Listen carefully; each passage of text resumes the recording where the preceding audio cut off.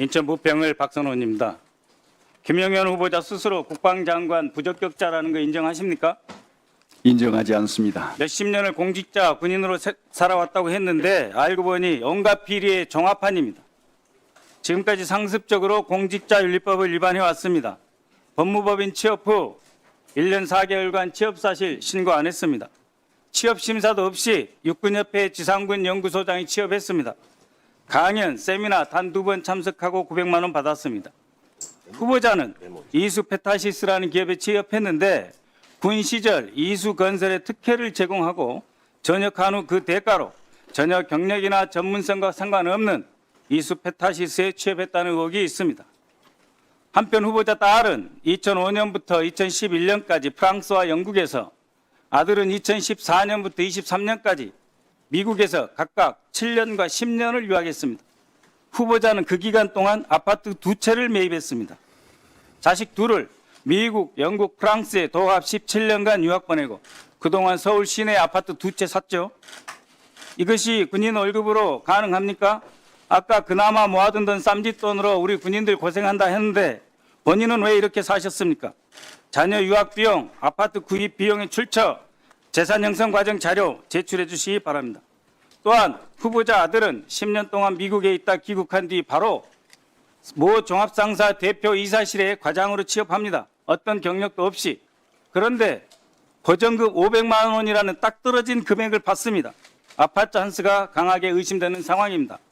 세원 종합상사 전 대표이사 최두원 씨를 모른다 하지는 않을 것입니다.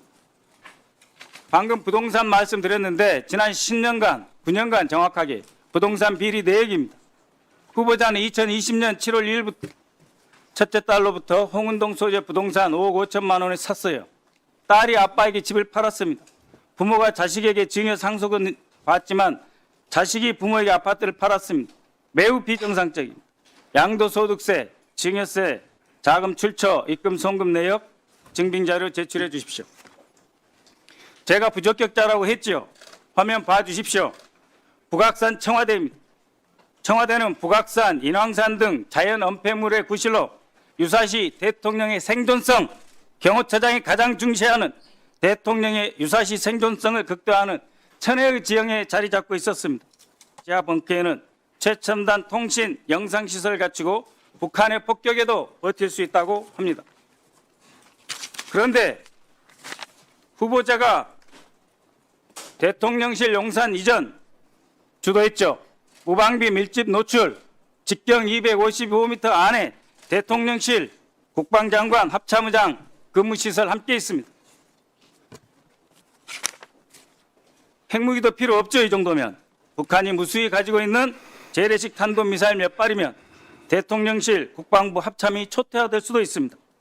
김영현 후보자는 시작부터 대통령의 생존성을 스스로 위협하는 경호처장이 대통령 생존성을 위협해요. 자격이 없었습니다. 원래부터. 보십시오. 무방비로 노출된 대한민국 전쟁 지휘부 어디서 살고 있습니까?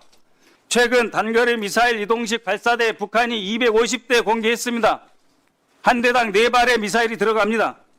재래식 탄도미사일 4발이면 대한민국의 대통령, 국방장관, 합참의장 한꺼번에 무력화될 수 있습니다. 도대체 누가 이런 생각을 한 것입니까?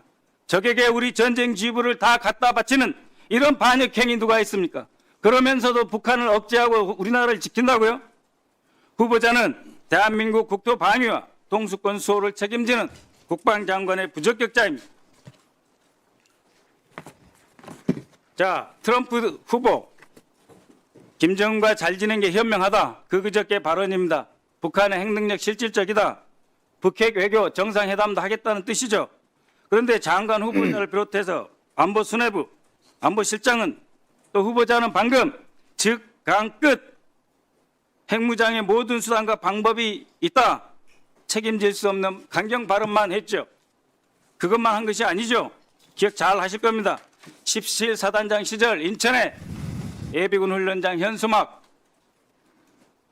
또 전임자였던 신원식 안보실장 3사단 시절 영점 표적지, 현재 김영현 국방장관 후보자 신원식 안보실장은 이처럼 매우 충동적이고 저돌적입니다. 대한민국 안보를 절도 있고 신중하게 책임 있게 말이 아니라 실력으로 지킬 분들이 아닙니다.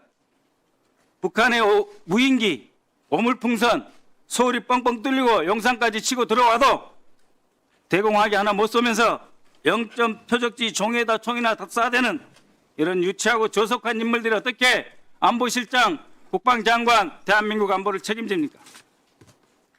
우리 군 역사의 가장 큰 오점으로 남아있는 하나에 그 뒤로 뭐가 있었습니까? 알짜회, 그 다음 충암파, 용연파가 있습니다. 김영현 후보자 관계 있는 사람들 승승장구 이제 하나의 계보를 형성하고 있습니다. 이 정도면 제2의 하나회입니다. 충암파가 용연파로 확대되었죠. 하도 인사에 개입해서 국방장관 위에 국방상관이라고 하지 않습니까? 후보자는 과거에 왜 당나라 군대가 되는가?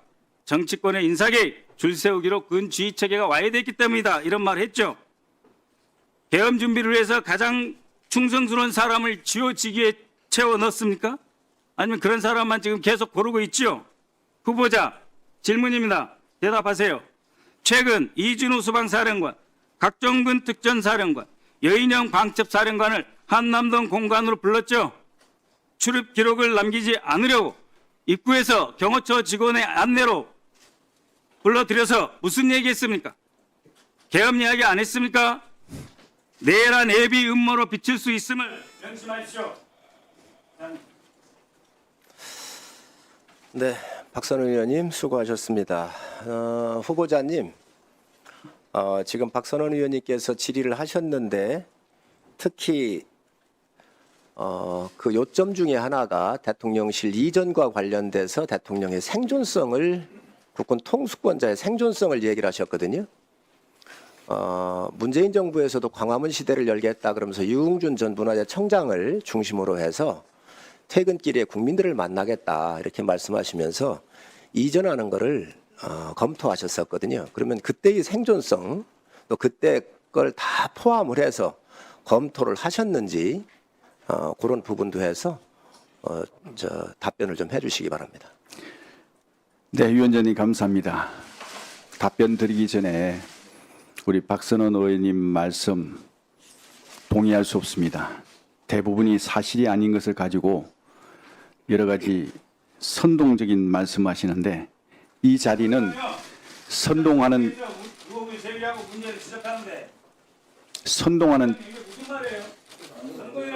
우선 아니 저기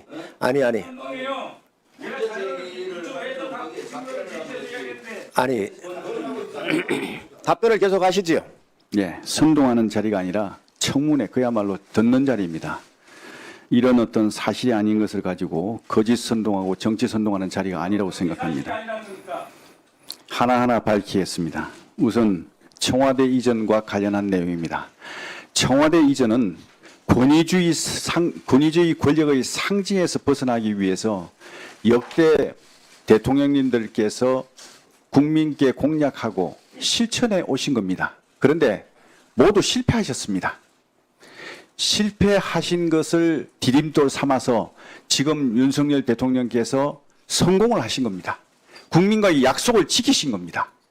국민과의 약속을 지키고 70년간 묻혀있던 청와대의 역사가 담긴 청와대를 국민의 품으로 돌려드린 겁니다. 이게 비난받을 일이 아니라고 생각합니다. 여기에 대한 것은 차츰차츰 설명드리도록 하겠습니다. 잠시 주목해 주시기 바랍니다. 구독자분들에게 특별한 선물을 준비했는데요. 제가 항상 여러분들 때 강조드리는 말씀이 있습니다. 이슈와 뉴스만 꾸준히 챙겨보셔도 충분히 돈을 벌 수 있다고 말씀드리는데요. 여기 보이시는 채널의 영상을 보시면 어떤 생각이 드시나요? 그냥 눈에 보이시는 뉴스와 영상만 보시고 아무 생각이 없으신가요? 그렇다면 저는 잘못된 것이라고 말씀드리고 싶습니다. 그 이유가 무엇이냐면 제가 8월 초에 뭐라고 말씀드렸나요? 지금은 바이오에 관심을 가져야 한다라고 뉴스만 보고 넘기지 마시고 투자를 직접적으로 생각해봐야 한다고 말씀드렸는데요. 이런 썸네일들과 영상을 통해서 충분히 구독자님들께도 전달이 되셨을 겁니다. 이런 바이오 이슈가 되었을 때 부자들은 어떻게 생각할까요? 바이오 관련주는 무엇이 있는지, 어떤 종목이 가장 좋을지, 어디에 투자해야 돈이 몰릴 수 있는지 자연스럽게 생각한다고 말씀드렸습니다. 지난번에 구독자분들과 함께하는 주식으로 수익 내기를 진행했었는데요. 100% 무료로 진행을 했고 이 사진을 보시면 아시겠지만 구독이라는 문자 메시지를 남겨주신 모든 시청자분들께 이렇게 바이오 관련주 중에 가장 급등할 확률이 높은 딱 한 종목을 드렸습니다.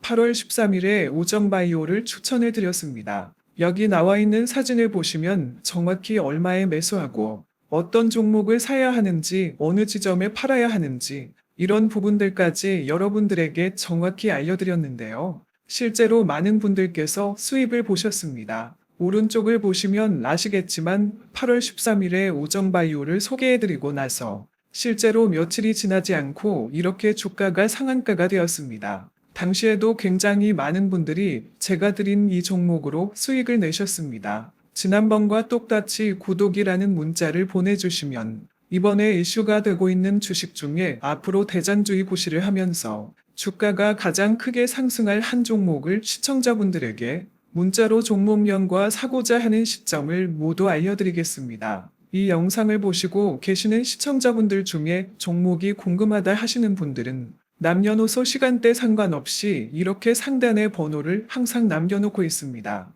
전화번호 010-802-5352 똑같이 무료 급등 주식 문자를 보내드리겠습니다. 돈을 받는 것도 아니고 투자를 대신해 드리는 것도 아니고 부담 없이 구독 문자 보내주시면 되십니다. 수익이 나신다면 구독과 좋아요 한 번씩 부탁드립니다.